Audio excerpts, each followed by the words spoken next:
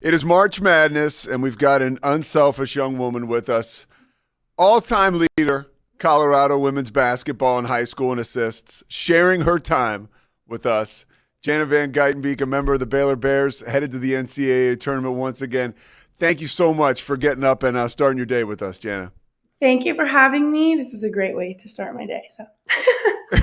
And a great way to finish your night last night. You Yeah. guys are all together at Foster Pavilion. I would imagine it's maybe a little more special because you know you're probably going to be playing at home. You get the draw, you see the draw. What's the instant reaction for you? Well, we were a little bit worried about if we were going to host or not. So seeing that we were the 4 seed was like very exciting for us because we all wanted to host. Obviously, nobody wants to leave, but so we're really excited. What is that like when because you were one of the first ones revealed. So it was almost like it probably took a lot of the stress. Like right at the top of the show, it showed that you guys were going to host like in the first 5 minutes. So you didn't have to wait on pins and needles for that long. Was that Correct. a relief? Yes, as soon as I saw us, I was like, "Wait, what? They already put us out there?" And then I was like, "Oh, we can leave." How was the reception from the public? You got a huge fan base here, and they Yeah. were invited to Foster to Mhm. share the time with you. How special was that? Our fans are really amazing.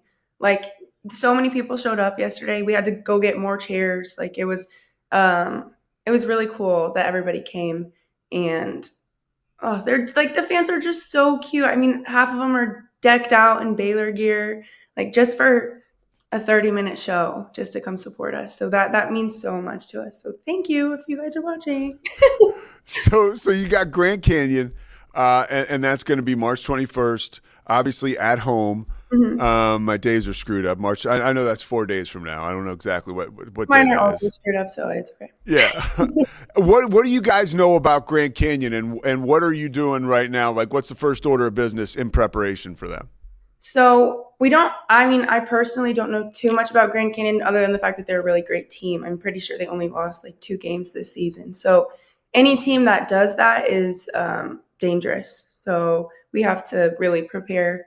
Um, you asked like the first thing that we're doing to Yeah, I prepare. mean, like, what's for a team like because you've been around this for a little bit, and Yeah. lucky for the rest of the team, you have tournament experience as a veteran. Like, what's kind of the mindset as far as like how do you prepare for your first opponent in the NCAA tournament? Film, lots of film. I mean, even like right after the selection show, there was film ready for us to break down and watch and see. And yeah, because the tournament is so cool because you meet up with teams that you never would play, and it just shows like different levels. It's cool. I'm excited, and I'm glad that it's a good team. You know. Yeah, no, they're a solid team, and another solid team too. We don't want to look too far ahead, but Mississippi is also coming to Waco. Mhm. They're in your little bracket, little quadrant. Mhm. They've beaten LSU, they've beaten Kentucky. Is there any attention to them yet at all, knowing that they're coming to Waco, or is it strictly Grand Canyon? Just strictly Grand Canyon. Yeah. Okay. Coach Nikki is like very good about we're present or where our feet are, and we have to win this game. Like this is the most important game of the season, so that's the only one we're thinking about. How have you seen Coach Nikki grow, by the way, Coach Colin? I mean, Oh my gosh, you've like been here with her, right? yeah, Like, were you? So, did you transfer in her second year, right? second year, yeah. So she had Second already year. been there for one, So you've seen her evolve as a big time D1 college coach. yeah. How has she grown as you've grown? Coach Nikki is literally an angel. Like that's my second mom and also my head coach. So I'm so blessed. But um, she has had the hardest job ever, and people don't understand that. And there's so many outside voices and the media and whatever. Coach Nikki takes everything on the chin. Like she will never throw us under the bus. She's grown in the way that she communicates with us, how she loves us. Like if she coaches us in a way that she doesn't like, she'll apologize. Like she is empathetic and just awesome. Every year I like her more. So And she's an open book too. Like you yeah. mentioned, like she's had the hardest job ever. Obviously, you come in here, you're taking over for a legend. There's all kinds of stuff around that. And she's Mhm. found a way in such a difficult situation to just she's so likable, but yet so successful. Mhm. And there's magic that goes on with you guys behind closed doors that we don't see that Yeah. obviously makes you guys so successful. So she's somebody from afar you really, if you're someone like me, you end up admiring. Yeah. I haven't met many people who don't like her. She's awesome. I don't know how I couldn't. All right, so you're awesome too. I want to go backwards a little bit to Okay. your contribution to the team. In November, here you are. You're somebody who this team is really going to count on. I've had a chance to call some of your games. There's an energy, intelligence that comes with your play. You're one step ahead of everybody else, and you're really fast, which is very scary. Thank you. When you combined all that stuff, how have you found a way to I saw you randomly, Jana. That's how we got this connection. I Yeah. saw you at a CVS Yeah. like a day after you had been hurt, and I didn't know you were hurt. I was like, oh my gosh, Yeah. and it was like emotional. It had just happened, You would ask me if I was okay, and I was like, I can't talk right now. I'm gonna cry. but now here you are. You've moved out of a situation that could have been like a darker situation. You've moved out of that into the light, and so now you're like a contributor, a real contributor to this team, even though you're not on the floor. How did you find a way to figure out a role in that regard? um. Because let me tell you something else. I've been Okay. calling a lot of games this year for ESPN, men's games. And when guys don't play sometimes, some dudes are just disconnected. And that's Mhm. fine. I don't, but they're there, but they're not there. You're there and Mhm. you're present and you're involved and you're positive and it's contagious. Mhm. Thank you. I guess I don't know. Honestly, like God definitely has something to do with this. I haven't felt like, the lows besides the week that it happened. I have not like been that sad. Um because I've found ways to impact the team. I know that like my energy is contagious, and so I c- if I was to stop or check out, that would be really selfish. Like I would feel terrible about that. Especially like I'm still receiving all of the things that my teammates are getting. I'm getting the gear, I'm getting free school, like etc. So if I still owe my coaches, my team, all these things, and I get to come back again. So I'm like, there's light at the end of the tunnel. I guess that's just how I think of it. Yeah, that's what I was pumped when I asked you Yeah. that question. I was like, "Are you going to come back?" And you said yes. I was like, "Nice," because then Yeah. I saw you again with your dad Tony at Yes. Slovagics, the Yes. And sponsor of this that show. place is so good. Oh my gosh. We go every time now. And every time What Slovagics, right? yes. And every time my parents come in, they get me stuff. They bring it. It's a whole thing. I love What's it. your favorite thing at Slovagics? Oh my gosh. It's like this bacon wrapped sausage, cheddar. I don't know what it is. It's so good. It's It's probably unbelievable. not good. Well, was there a conversation that someone on the staff, whether it was Coach Colin or somebody else, that said to you in that week, like, "Hey, we got you. Absolutely. You're going to stay with us, and we're going to keep you involved." Yeah. 100%. I never once felt like, oh, now I'm not going to be part of the team, or now X, Y, and Z. Like, actually, after I tore it that night, um, my coach, like, how we go and we sing the Baylor Uh huh. lines, yeah, and we always do that after every game. And my coaches, they didn't even stay out there for that. They came straight to the training room to check on me.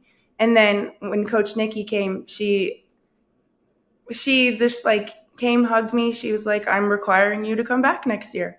And I just thought that was so sweet because it's nice to feel wanted by your coach, but Yeah. also like there was no doubt in my mind that I wasn't gonna come back, if that made sense. Like I tear it, I'm like, oh great, I'm not gonna play my senior year with my best friends. super depressing. And then I was like, I'll get another year. So here we go. So here we go, and we're going now. A lot of this going has been you guys against TCU, one of the best teams in the country now. They're on the total other side of the bracket, so if you guys were to see them, I think it would be in the finals. But that's a rivalry a lot of people around this area have been like, wow, this is pretty awesome, because TCU the turnaround's been amazing, right? They've got stars, and they've got coaching, and now there's like a rivalry brewing. How cool has it been to be a part of that rivalry? I mean, that game at the end of the regular season championship at Foster was electric, and then again at the tournament. There's something special happening there. Yeah, I agree. And I think rivalries are super important for sport. Like, it just helps everything and gets us more attention, which is good. And like our fans at the in-conference championship, oh my gosh, it was amazing. I've never seen that many people there. And it's cool to be a part of a rivalry. It's cool that TCU has turned around, whatever they had going on. I'm not going to compliment them too much, but it is cool. And I have a few friends on that team, so it's nice to see your friends win, just not when it's against you. So. All right. So what about Dariana Little Page Bugs? She's comes back to this team. Mm-hmm. That I don't know that people that are watching from 30,000 feet really understand the impact of her and the return to the club. What huge. Does it mean to you guys? It's energy. It's a double. Like she is so awesome. She's just like an energy giver. That's what we always talk about, that you don't want to be an energy taker, you want to be an energy giver. And that is Bugs to a T. Like, she is our biggest cheerleader. She wants to play so bad. She's competitive. She just brings like a different kind of edge that we were missing when she was gone. And everybody stepped up so well when she was gone, so that's good. But we're very happy to have her back. Yeah, but that is cool too. It's like on the men's side, you see it. Even Duke might be. You could say, okay, Cooper Flagg got hurt, and that's something they're going to have to deal with. But other guys have stepped up. They won the ACC championship. Like, people kind of find their roles in these absences, so it's possible it could help your team. Now, by the way, to the men's side, I can do like 6 degrees of separation and bring it back to you. Everybody's freaking out last night that West Virginia didn't get into the tournament on the men's side. But I can look at you and your buddy Julian Hammond from Cherry Creek High School. Colorado beat West Virginia in the Big 12 tournament, and that really put West Virginia out of the tournament. Yeah. Julian. Were you guys, by the way, in high school at the same time? Yeah, we've literally been best friends since I met him. Yeah, sophomore year of high school. Yeah, and he was a dual threat guy in high school. Football, basketball. Yes. Great player, amazing career at Colorado. But to the men's side, what do you think about? I don't. Let me tell you. I don't like Baylor's draw. I think it's tough. I think their first. If you beat Mississippi State, then you got to play Duke. Yeah, that's rough. What do you see a pathway for Baylor to the Sweet 16? To be honest, yes. I think that this year, like, all of the they're not even going to make the tournament, whatever, blah blah blah. Like, people are just haters sometimes, and like, you're just talking to hear yourself. But I feel like once they, got into the tournament, then they're going to go on a run. I feel like it's just going to come together for them. Yeah, I like what Coach Drew said last night. We get to be the hunters now. We've been the hunted for so long, and you know what that's like too, life at the top. Mm-hmm. You get that bullseye on your back, life can become a little bit more difficult. So I think, now they're underdogs. Nobody's expecting much, and now they can prove who they are. I think that they're going to do well. All right, I agree. By the way, a couple more things for you. I'll let you get going. I know you got a busy day. What about your team? And I love you mentioned that. Like, there's so much. I swear to God, I stay positive on this show. Once in a while, I'll bug out when something frustrates me. Like, later on, I'll probably talk about how West Virginia should have gotten in or something like that. But I was an athlete. I kind of understand what that's like a little bit, but there was not the noise that there is today. Oh yeah.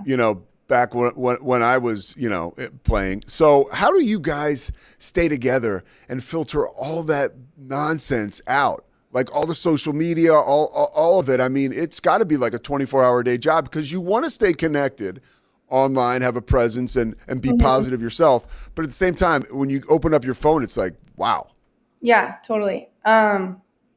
Honestly, like after games or like something bad happened that we know people are going to talk about, we'll like go on Facebook and just laugh at the things that these people say. Like, and it's so funny because they're probably commenting being like, "Oh wow, they're paying us so much peace of mind, whatever." Like, dude, we're playing D1's basketball. Like, you probably didn't do that. I don't know what you're doing. Like, your words they're not hurting us. Like, yeah. So I mean, it's just funny. It's actually jokes to see what people say.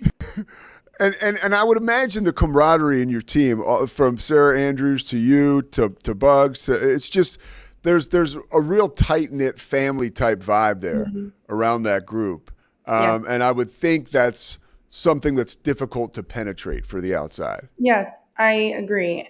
And like our staff does the same thing, kind of just blocking out the noise. And honestly, we probably do a good job of that because Coach Nikki has to do it every single day.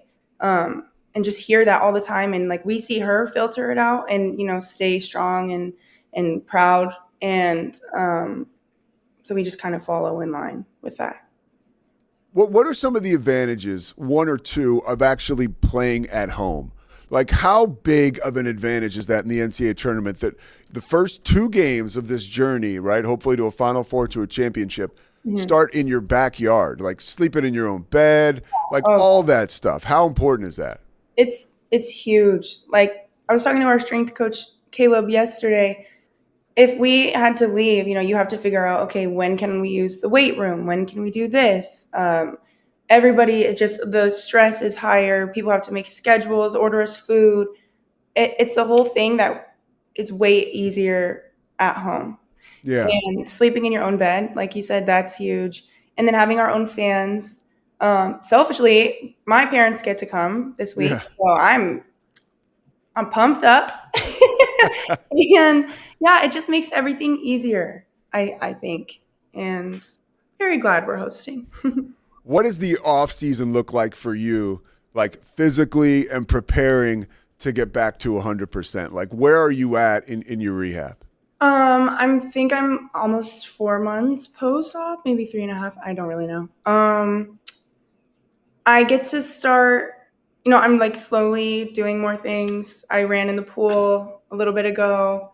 I guess I really don't know what it looks like because it's day to day.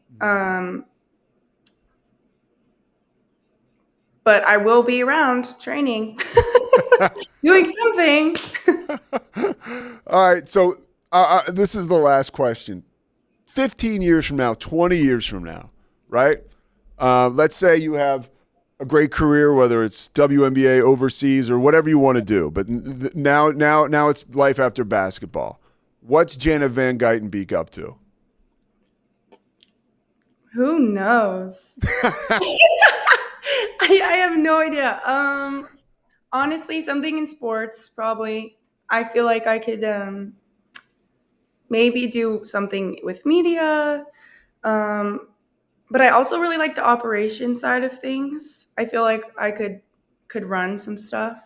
You run some stuff when you're on the floor, so that makes sense. Yeah, right? So maybe I'd be good.